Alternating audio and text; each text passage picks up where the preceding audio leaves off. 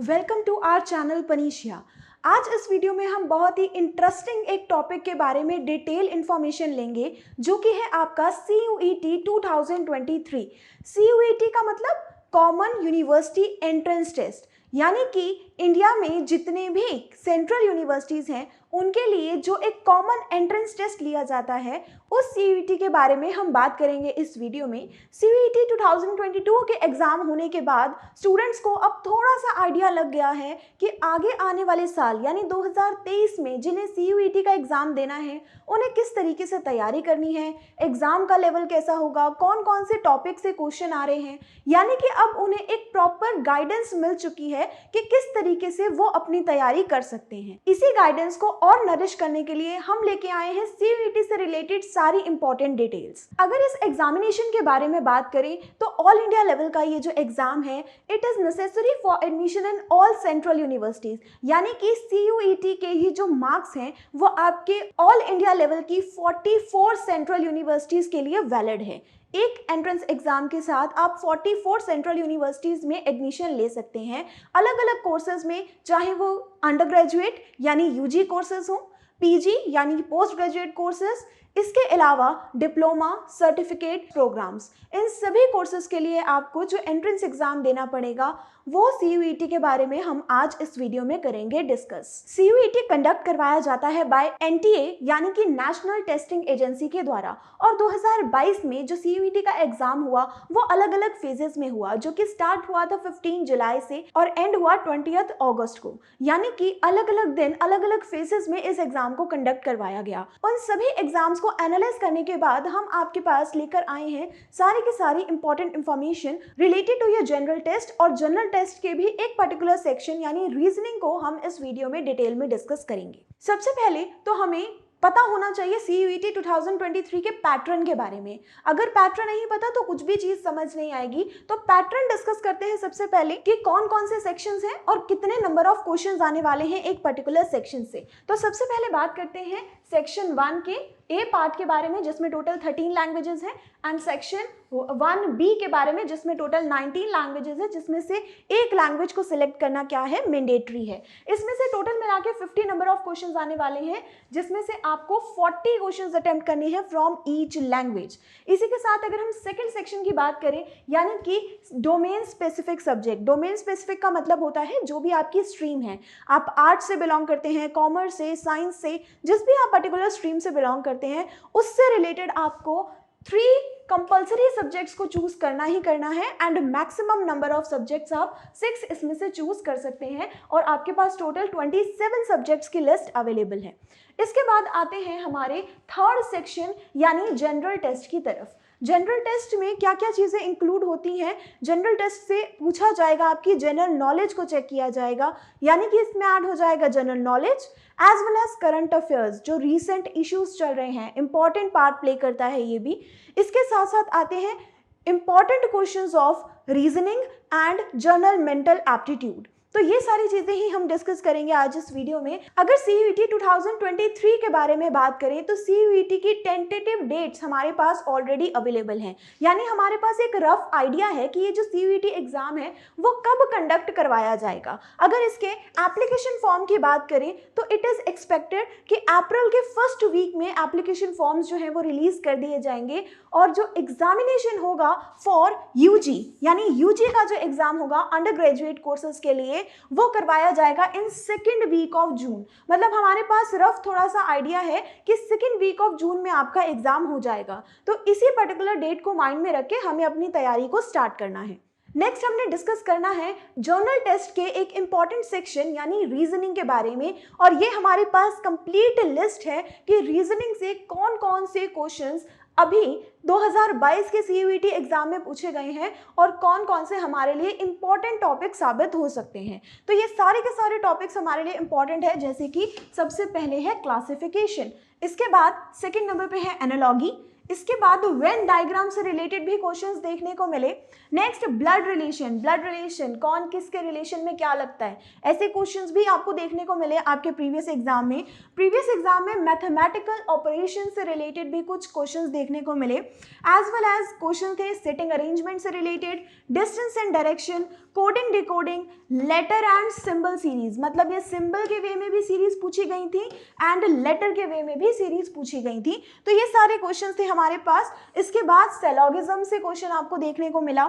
इसके बाद missing character जो पजल होती है जिसमें एक पर्टिकुलर नंबर मिसिंग है जो आपको फाइंड करना है, इस तरीके के क्वेश्चंस भी हमारे पास थे। एज वेल एज एक और इंपॉर्टेंट सेक्शन था दैट इज लॉजिकल रीजनिंग। तो ये सारे वो हमारे इंपॉर्टेंट टॉपिक्स हैं जिनसे रिलेटेड CUET 2022 में क्वेश्चंस आए थे और इन्हीं को हमने बेस बनाकर अपने 2023 के एग्जाम के लिए तैयारी करना शुरू करना है। तो अब हमने ये सारे के सारे इंपॉर्टेंट टॉपिक्स के नाम तो जान लिए, लेकिन हमें ये भी पता होना चाहिए कि एग्जाम का लेवल कैसा आया था, ताकि हमें थोड़ा सा आइडिया रहे कि हमने किस लेवल के क्वेश्चंस को तैयार करना है।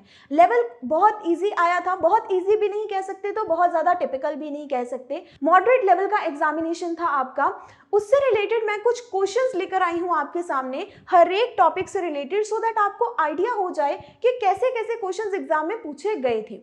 तो चलिए स्टार्ट करते हैं क्वेश्चंस के साथ। सबसे पहले जो क्वेश्चन है हमारे सामने वो है क्लासिफिकेशन से रिलेटेड। क्लासिफिकेशन को ऑड वन आउट भी कहा जाता है, मतलब आपके पास जो 4 ऑप्शन है इनमें से आपको सबसे ऑड वन यानी कि सेपरेट वन बताना है कि इनमें से सबसे अलग क्या है। अगर हम इन्हें पढ़े तो इनमें से इजीली बाइफोकेट किया जा सकता है, जैसे कि पहला क्या है क्राई, दूसरा है सॉब, तीसरा है वीप एंड चौथा है लाफ। तो क्राई, सॉब एंड वीप ये तीनों क्या शो कर रहे हैं, ये आपके नेगेटिव इमोशन को शो कर रहे हैं, सैड इमोशन को शो कर रहे हैं। लाफ क्या शो कर रहा है, हैप्पी इमोशन को। तो ये इनमें से सबसे ऑड वन हो गया, तो आपका करेक्ट आंसर यही हो जाएगा, ऑप्शन नंबर डी इसके करेक्ट आंसर होगा। इसके बाद इस क्वेश्चन की तरफ देखते हैं। आपके पास 4 ऑप्शंस हैं, silver, zinc, gold and iron. अगर आप इन्हें बाइफिकेट करने की कोशिश करें तो सिल्वर, जिंक एंड गोल्ड ये सारे के सारे रस्टिंग फ्री मेटल्स हैं जिनके ऊपर रस्टिंग नहीं होती है, लेकिन आयरन आपका वो मेटल है जिसके ऊपर रस्टिंग होती है। तो इसका मतलब यही सबसे ऑड हो जाएगा, यही आपका करेक्ट आंसर हो जाएगा। आगे बढ़ते हैं। आगे हमने क्वेश्चंस देखने एनालॉजी के। एनालॉजी में क्या फाइंड आउट करना होता है, रिलेशंस फाइंड आउट करने होते हैं।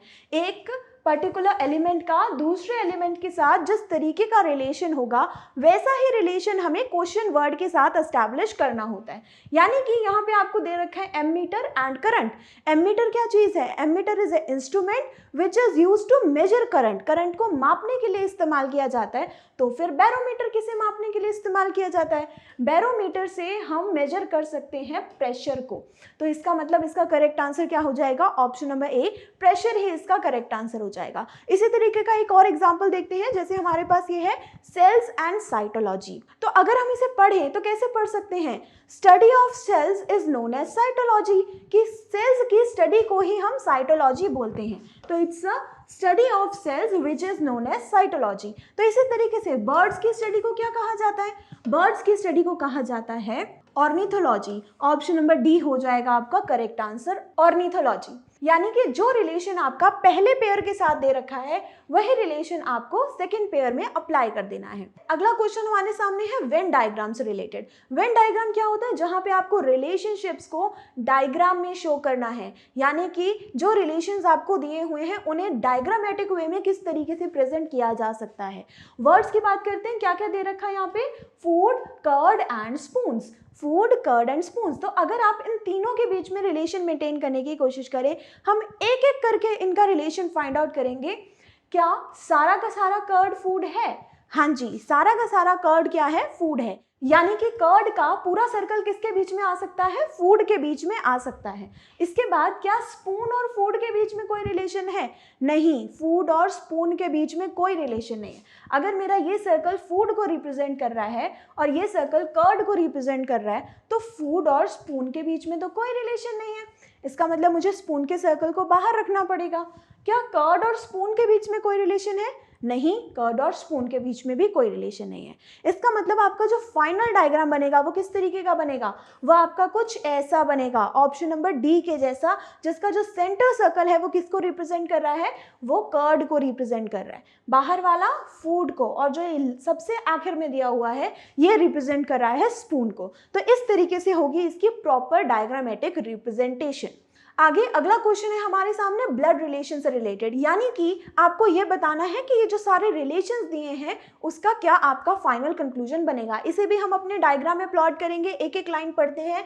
A is a mother of B, A कौन है? मदर है। किसकी मदर है? बी की मदर है। नेक्स्ट है सी इज अ सन ऑफ ए, सी कौन है? सन है। किसका सन है? ए का सन है।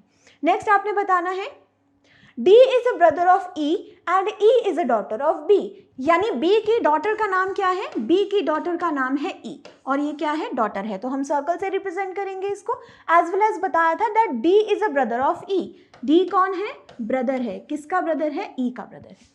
ये सारे के सारे रिलेशंस को हमने डायग्राम में रिप्रेजेंट कर दिया। अब क्वेश्चन क्या पूछा गया है आपसे? क्वेश्चन पूछा गया है who is grand mother of D, D की ग्रैंड मदर का नाम क्या है? ग्रैंड मदर दादी के बारे में वो पूछ रहे हैं।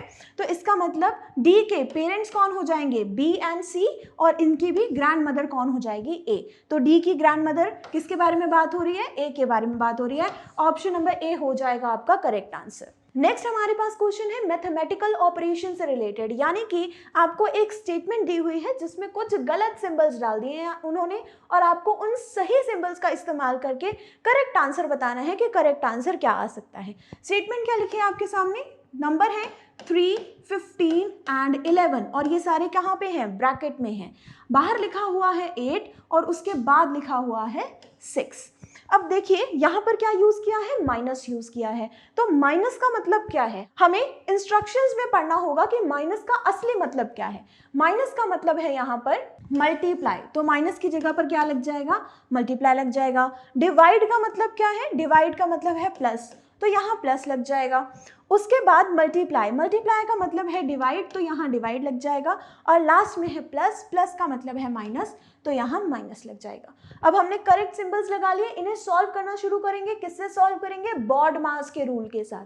बॉडमास का रूल नहीं भूलना है, और बॉडमास के हिसाब से सबसे पहले क्या सॉल्व की जाती है? ब्रैकेट। तो ब्रैकेट ओपन करते हैं, इन्हें मल्टीप्लाई करके आ जाएगा आपके पास 45, and 45 plus 11 you will get 56। ये आ गया आपका ब्रैकेट का answer, which is divided by 8 and minus 6। Divide करके आ जाएगा आपके पास 7 माइनस 6, यानी 1 will be your correct answer. Option number B हो जाएगा आपका करेक्ट आंसर।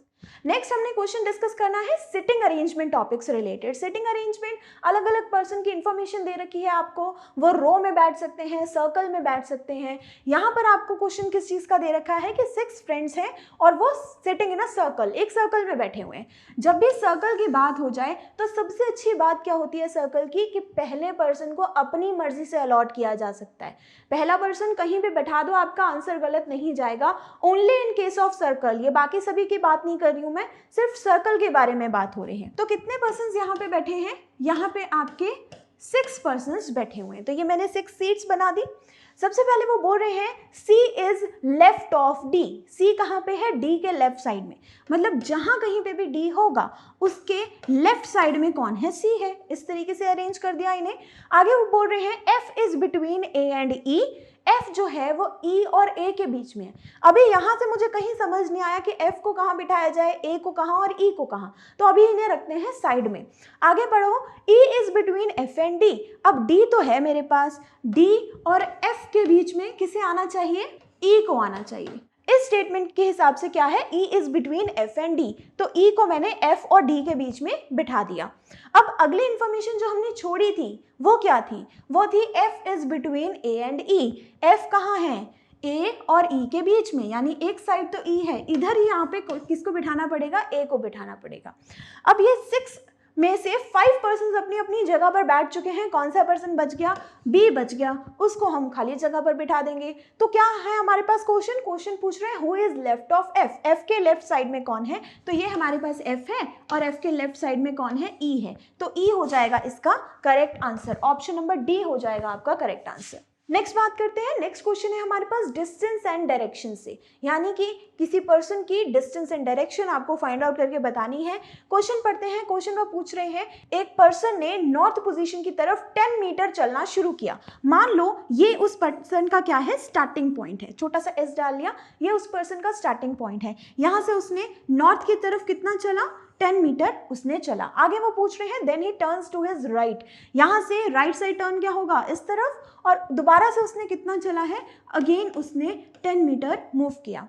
फिर उसके बाद after taking a left turn then he walks 5, 15 and 15 respectively, यानी हर बार वो कौन सा टर्न ले रहा है, लेफ्ट टर्न ले रहा है। पहली बार जब उसने लेफ्ट टर्न लिया तो वो ऊपर की तरफ जाएगा, कितना मूव करेगा, 5 मीटर। यहाँ से जब दोबारा वो लेफ्ट की तरफ जाएगा तो वो ऐसे मूव करेगा और कितना मूव करेगा, 15 मीटर। और यहाँ से दोबारा जब वो लेफ्ट आएगा तो वो इस तरफ आएगा और कितना मूव करेगा, 15 मीटर। तो ये आपका प्रॉपर डायग्राम बन के आपके सामने तैयार हो गया है। वो पूछ रहे हैं कि पर्सन अपने स्टार्टिंग पॉइंट से कितनी दूरी पर है, तो वो ये वाला डिस्टेंस आपसे पूछ रहे हैं। ये वाला डिस्टेंस किसके कंटेम्प्रेरी में है, इसके कंटेम्प्रेरी में है, यानी कि ये जो हमारे सामने पूरी लाइन नजर आ रही है जो कितनी है, इस तरफ 15 है और यहाँ पे जो इसकी हाफ लाइन है वो कितनी है, 10 है। मतलब इतना जो डिस्टेंस है वो किसके बराबर है, 10, यानी यहाँ पे क्या हो जाएगा, 15 माइनस 10।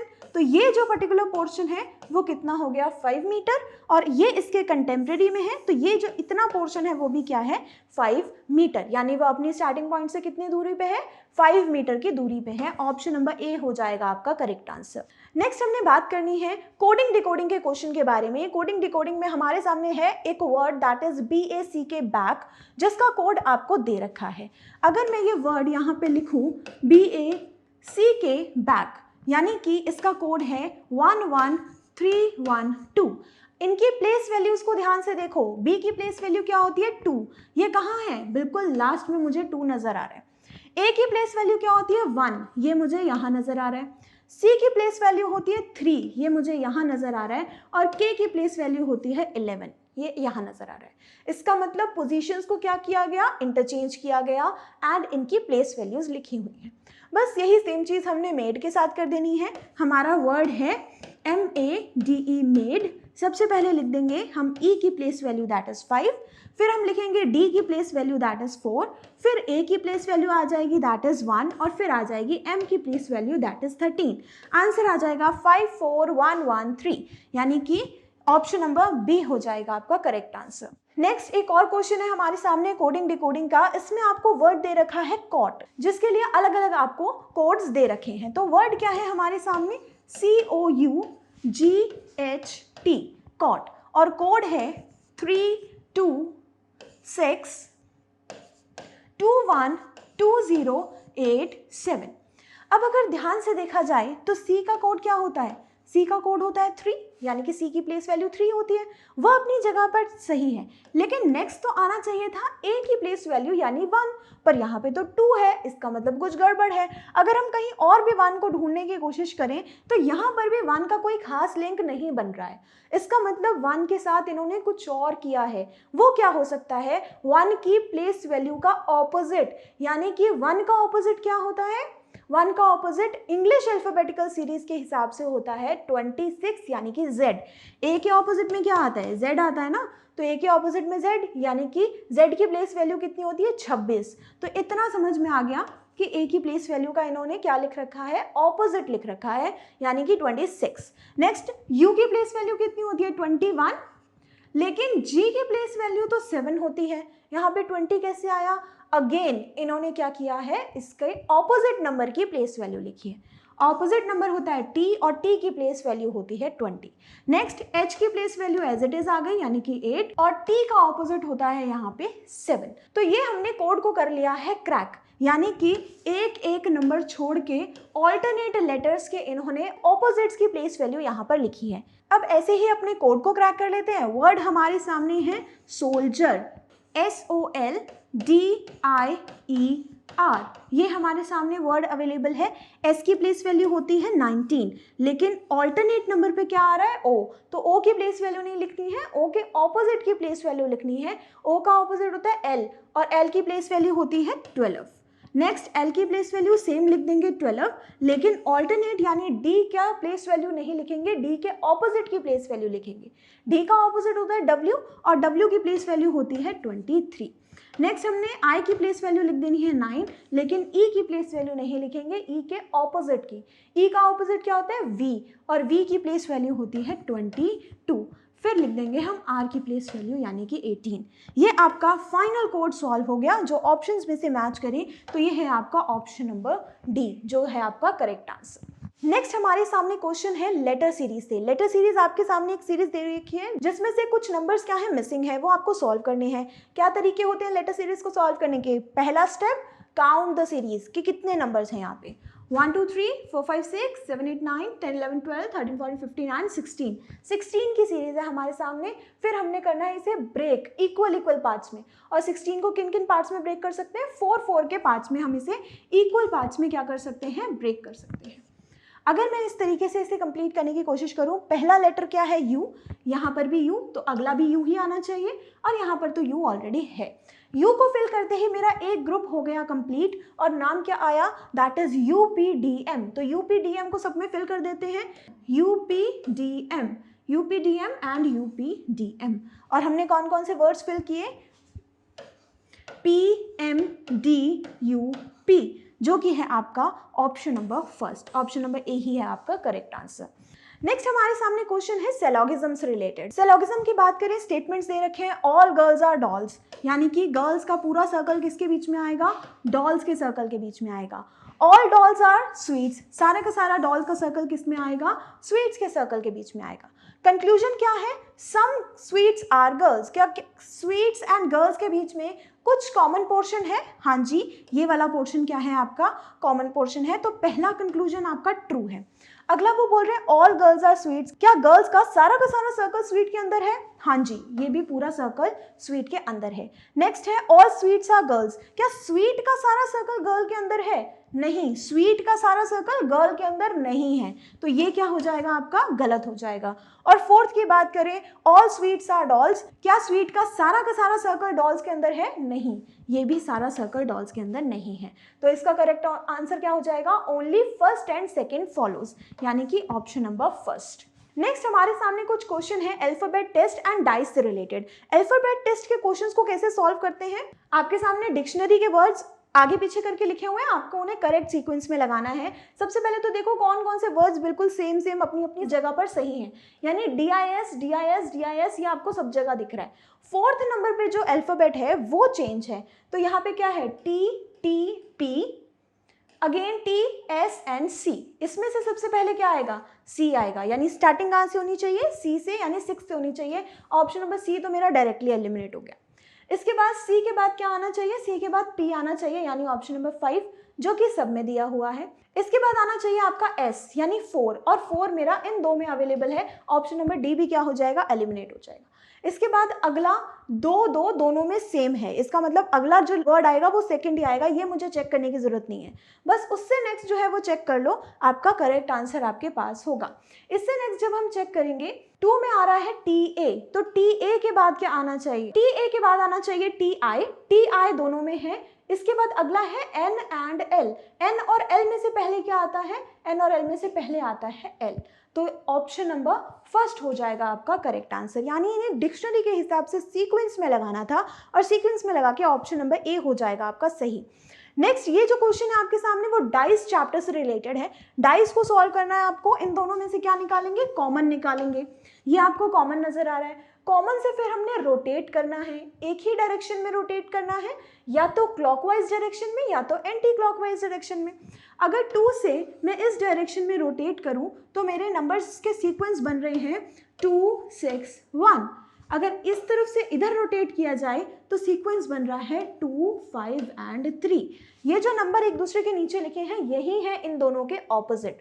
तो ऑप्शन नंबर 3 का ऑपोजिट पूछा गया था, ऑप्शन नंबर 3 का ऑपोजिट हो जाएगा 1, यानी ऑप्शन नंबर ए होगा आपका correct answer.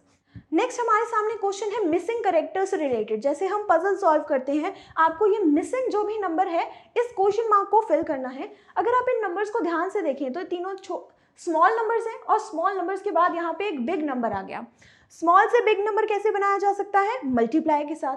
3 multiply by 2 multiply by 6 आ गया आपका आंसर 36, यानी इन तीनों को क्या कर दिया? मल्टीप्लाई कर दिया। 4 मल्टीप्लाई बाय 5 मल्टीप्लाई बाय 7 आपके पास आ गया 140। तो इसी तरीके से मल्टीप्लाई कर देंगे, 9 मल्टीप्लाई बाय 2 आ जाता है आपके पास 18। यहाँ पे फाइनल आंसर लेकिन 18 ही है। तो आगे मैं इसे कौन से नंबर से मल्टीप्लाई करूँ कि मेरा आंसर 18 ही रहे? तो 18 मल्टीप्लाई बाय 1 आपको पता है 18 ही होता है, यानी कि ऑप्शन नंबर ए 1 हो जाएगा आपका करेक्ट आंसर। नेक्स्ट देखते हैं इस वाले क्वेश्चन की तरफ। इस क्वेश्चन में आपको नजर आ रहा है कि यहाँ पे 56, यहाँ पे 12। अगर मैं 56 में से 12 माइनस करूं, यू विल गेट 44। अगेन 78 में से अगर 30 माइनस किया जाए, यू विल गेट 48। तो यहाँ पर क्या आए जिसको माइनस करने के बाद आपके पास 14 बचे? तो 65 में से क्या माइनस करेंगे कि 14 आएगा? हम माइनस करेंगे 51, यानी ऑप्शन नंबर सी हो जाएगा आपका करेक्ट आंसर। नेक्स्ट हम क्वेश्चन देखते हैं लॉजिकल रीजनिंग से रिलेटेड। लॉजिकल रीजनिंग होता है जहां आपको स्टेटमेंट एंड कंक्लूजन के बेसिस पे अपना आंसर देना होता है। पहला स्टेटमेंट क्या है आपके पास? No country is absolutely self dependent these days. आज के समय में कोई कंट्री ऐसी नहीं है जो सेल्फ डिपेंडेंट हो, जिसे बाहर की किसी और कंट्री की हेल्प लेने की जरूरत ना पड़े। यह आपका स्टेटमेंट है। पहला कंक्लूजन क्या कह रहा है? It is impossible to grow and produce all that a country needs. अब ये बात तो स्टेटमेंट में भी कही गई है कि कोई भी कंट्री अपने आप सारी चीजों को प्रोड्यूस नहीं कर सकती, और कंक्लूजन पहले में भी यही बात कही गई है कि सारी चीजें एक ही कंट्री में प्रोड्यूस नहीं की जा सकती। तो ये तो बिल्कुल सही बात हो गई। सेम वही चीज बोली गई है जो सेंटेंस में बोली गई थी। तो ये क्या हो गया? सेंटेंस के फेवर में हो गया। फेवर में हो गया तो ये हमारे लिए कंक्लूजन क्या है? ट्रू है। अगला देखते हैं। नेक्स्ट है हमारे पास countryman in general have become lazy. ज्यादातर कंट्रीमैन क्या हो जाते हैं? लेजी हो जाते हैं। अब यहाँ पे लेजी होने की बात तो कहीं की ही नहीं गई। इसका मतलब जो आपका सेकंड कंक्लूजन है उसका लिंक किसी भी तरीके से स्टेटमेंट के साथ नहीं बन रहा। अगर लिंक नहीं बन रहा तो कंक्लूजन क्या हो जाएगा? फॉल्स हो जाएगा। तो आपका करेक्ट आंसर होगा ओनली कंक्लूजन फर्स्ट फॉलोज। सिर्फ पहला इसमें सही है। तो ये हमने सारे के सारे क्वेश्चंस के बारे में जाना कि आपके CUET एग्जाम में किस लेवल के क्वेश्चंस आते हैं और कौन कौन से इंपॉर्टेंट टॉपिक से आपसे कैसे क्वेश्चंस पूछे जाते हैं। आई होप ये वीडियो आपके लिए हेल्पफुल रहेगा। अगर आपको वीडियो अच्छा लगा, please like this video and subscribe to our channel. हम आपसे सारे के सारे important updates time to time discuss करते रहेंगे। तब तक के लिए थैंक यू।